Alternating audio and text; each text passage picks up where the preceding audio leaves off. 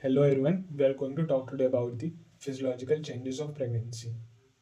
The reason behind these physiological changes is changes in the level of estrogen and progesterone, and mainly progesterone is responsible for it.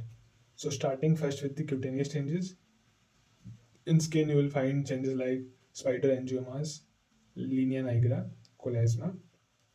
So, these are the skin changes. Coming to the cardiovascular and circulatory system changes. In cardiovascular system, the plasma volume is increased up to 40 to 50%. In response, the RBC's mass is just increased 20%. So there is a physiological anemia in pregnancy. To compensate this anemia, the body increases the cardiac output, the 2-3 DPG level rises, the hemoglobin oxygen dissociation curve shifts toward the right side, the blood viscosity decreases, and the partial pressure of oxygen in the blood is higher.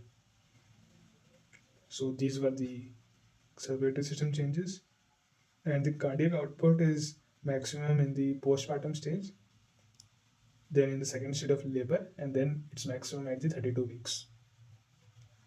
Coming to some oscillatory changes. In oscillatory changes, we have the heartbeat increased, we have loud S1 sound, we hear ejection systolic murmur, soft diastolic murmur can also be heard, S3 sound is heard, and there is a split S1 sound. On chest X-ray, you can find apparent cardiomegaly.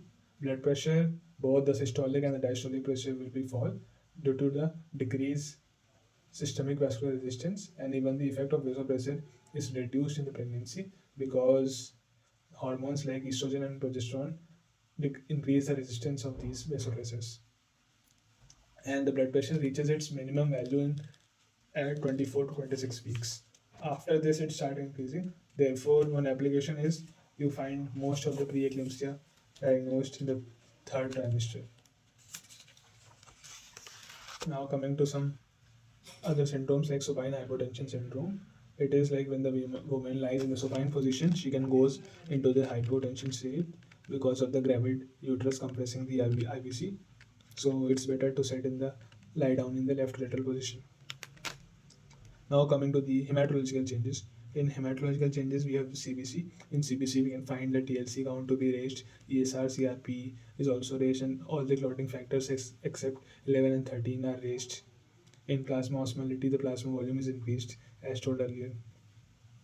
Oncotic pressure therefore get decreased, and there is also edema found in the dependent parts of the female. Coming to the pulmonary system, in pulmonary system, if there is an increase in the tidal volume and minute ventilation, but the respiratory rate is same, and progesterone increases the sensitivity to the CO2. As a result, there is CO2 washout and respiratory alkalosis,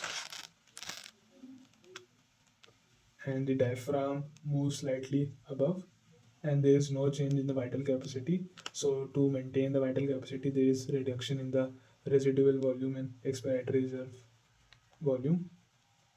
Now coming to the renal system. In renal system, the GFR increases because the size of the kidney is also increased.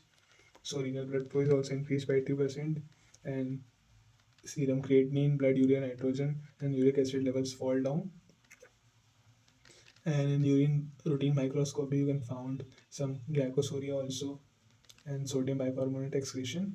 Hydroureter and hydronephrosis is also common because progesterone causes smooth muscle relaxation of the ureter. Bladder pressure is also increased, and if the female is having UTI, you should treat it as soon as possible because it increases the risk of pyelonephritis. Coming to last, finally, the endocrine changes. In endocrine changes, thyroid hormones. It is a euthyroid state, but the levels of thyroid binding globulin is increased. But in response to it, there is also increase in production of T3, T4.